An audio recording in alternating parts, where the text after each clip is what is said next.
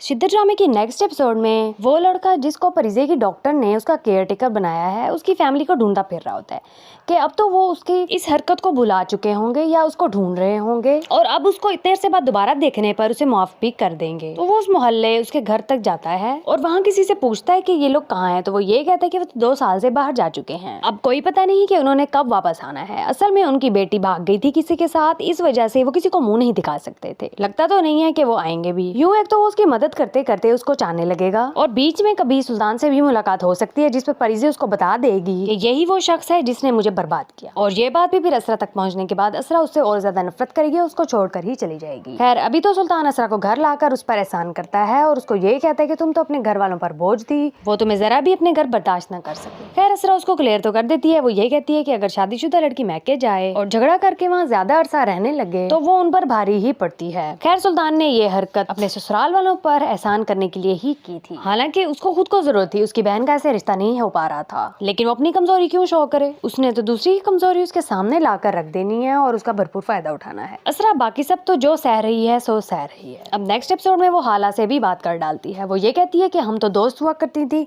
तुम तो नंद बनकर कुछ और ही हो गई हो। तो हाला भी अपने दिल का इजहार जरूर करती है। वो उस पर बहुत ज्यादा गुस्सा करती है कि अब हम दोस्त नहीं हैं और कभी भी नहीं होंगे। लेकिन असरा ये कहती है मुझे तुम्हारी दोस्ती की जरूरत है, अगर तुम मेरी दोस्त रहोगी तो ये मेरे लिए खुशी का बाइस होगा और मेरा दिल भी हल्का हो जाएगा, तो फिर से मेरी अच्छी सी दोस्त बन जाओ। अब यहाँ भी हाला हैरान होकर देख रही होती है कि मैंने इसे इतनी बदतमीजी की और ये दोबारा से मेरी दोस्त बनना चाहती है। अब हाला उसकी दोस्त बनने का सोच सकती है। इस तरह वो उसकी ताकत भी बन सकती है ससुराल में।